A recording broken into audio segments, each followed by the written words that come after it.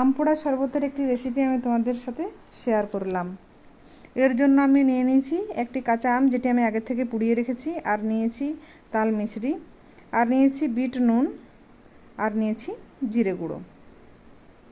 তো তাল মিছরিটি যেহেতু গলতে সময় লাগে, ওই জন্য আমি আগের থেকে একটি অন্য বাটিতে জলে ভিজিয়ে রেখেছিলাম। এবার আমি পোড়া আমের খোসাটা ছাড়িয়ে বাদ দিয়ে দিচ্ছি। আমের খোসা বাদ দেওয়া হয়ে গেছে। এবার আমি একটি বড় সাইজের পাত্র নিয়ে নিচ্ছি, আর নিচ্ছি একটি বড় আকারের ছাঁকনি। এই ছাঁকনিতে করে আমের পাল্পটা বার করলে কি হয়, আমের মধ্যে যে সুতো থাকে বা পোড়া অংশ যদি ওর গায়ে লেগে থাকে, তাহলে সেটা কিন্তু ছাঁকনির মধ্যে আটকে রয়ে যায়।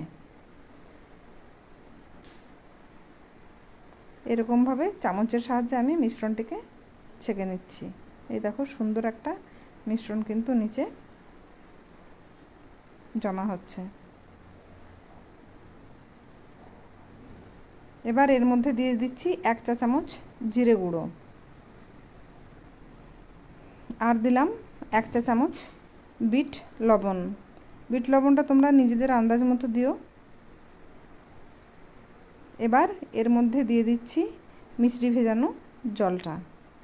পুরো মিশ্রিটা কিন্তু এখনও গলেনি, তাতে কোনো অসুবিধা নেই, এটা পরে গলিয়ে মিশিয়ে দিলেও হবে। এবার এর মধ্যে দিয়ে দিচ্ছি আমি 1 লিটার ঠান্ডা জল। আমটা যেহেতু মিডিয়াম সাইজের, ওই জন্য আমি এখানে 1 লিটার জল ব্যবহার করেছি। যদি আমের সাইজ ছোট হয়, সেক্ষেত্রে জলের পরিমাণ বা অন্যান্য উপাদানের পরিমাণগুলোও কিন্তু কমে যাবে। মিশ্রিটা গলাতে গেলে কিন্তু এরকম জলে চোবানো তোলা করলেও কিন্তু মিশ্রি খুব সহজে গলে যায়। এবার সমস্ত উপাদানগুলি যাতে জলের সাথে মিশে যায়, সেই জন্য আমি এরকমভাবে চামচের সাহায্যে এটি নাড়িয়ে নিচ্ছি। এটি ততক্ষণ পর্যন্ত নাড়তে হবে যতক্ষণ না সমস্ত উপাদানগুলি জলের সাথে ভালোভাবে মিশে যায়।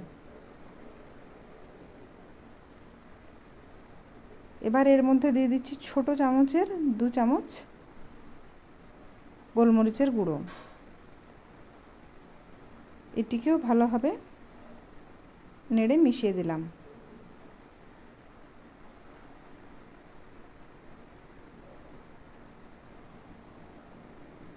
ব্যাস, তৈরি হয়ে গেল আম পোড়ার শরবত।